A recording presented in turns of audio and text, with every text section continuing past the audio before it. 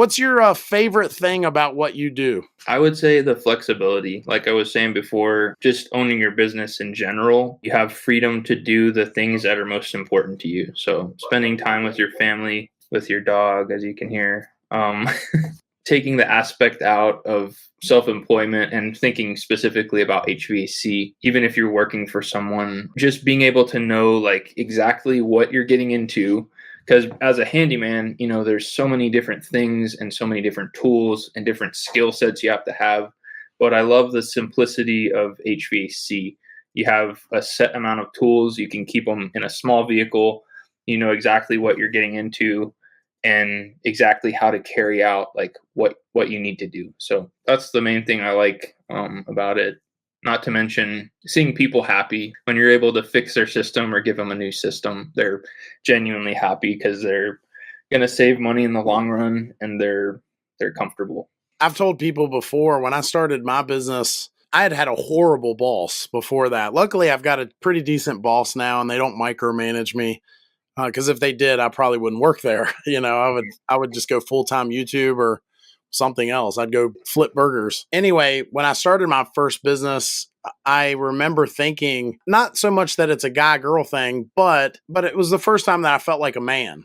Right? I mean, I felt like I make the decisions. You don't tell me when I'm hungry anymore. I'll decide when I take my lunch and how long it'll be and all those things, right? And I actually do genuinely believe that anybody that has any sense of ambition that they own a business at least some point in their life. I think that would be a good thing, if nothing else, for the sense of it also made me more mature. Before that, I was just kind of a snot-nosed, immature young man, and I would fly off the handle about certain things and whatever. But when you become a business owner and you start to wear different hats, it starts to change you in a good way. It makes you more mature about things. And Yeah, I do appreciate that.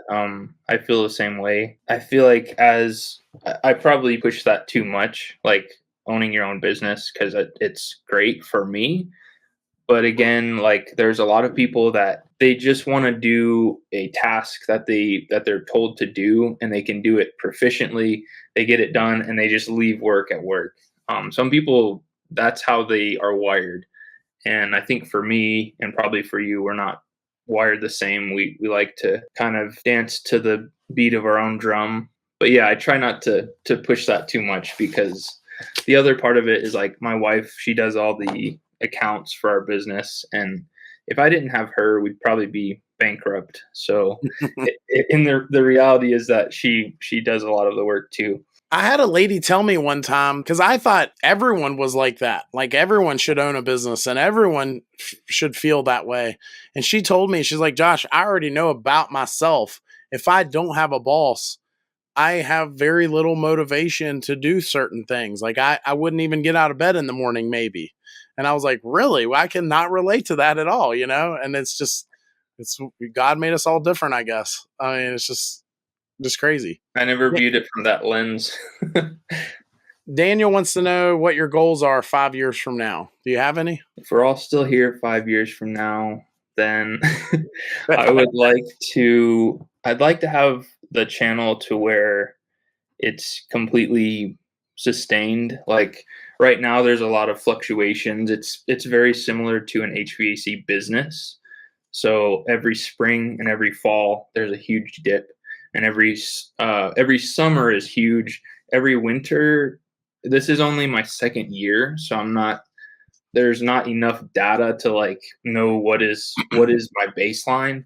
So I'm still trying to figure that out. But once I get to, based off of what our monthly expenses are, if the channel is doing a certain amount that's sustainable, like I don't necessarily have to stress. And that's one thing I struggle with. Like there's always like greener grass on the other side of the fence. And you can always fantasize about like what could be. But the reality is, if you're being reasonable about where you want to be in 5 years, I think setting the expectation at a certain point and not like looking for things that are grand. I'm not trying to become rich.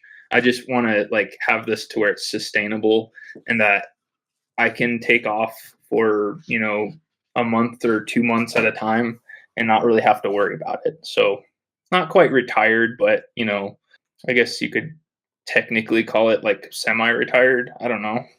5 years from now, you want to be living in a retirement community and be skinny dipping in the pool every night, scaring all the ladies. Got it. Yes. Same. That's my dream too. Yeah, there we go. Can I ask you the same? All jokes aside, can I interview you for a second? Oh, sure. You're asking what my goal is 5 years from now? Yeah. I've got a few things that I'm working on, but I think ultimately I would love, I think right now there's a lot of noise in our industry. And I mean, that's not a bad thing, but there's a lot of YouTube channels. There's a lot of content creation in the HVAC industry. So I've always said, I don't think I'll ever be the guy, but I'd like to be a guy. Right. And so I don't think I'm quite there, but it would definitely be nice in the next 2 to 5 years to be known as a guy in our industry, right? So that's kind of part of it. And I think with that comes some responsibility and spreading some information like you and I are already doing, right? We both do it in our own way, but ultimately, at the end of the day, it's about giving out information that they can't get elsewhere, right? That's one thing we both have in common, I feel like.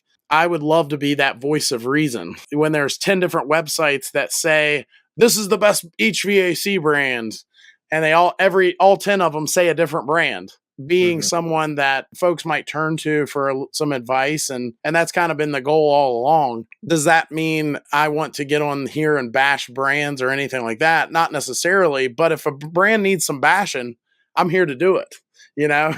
I'm not here to make friends with them.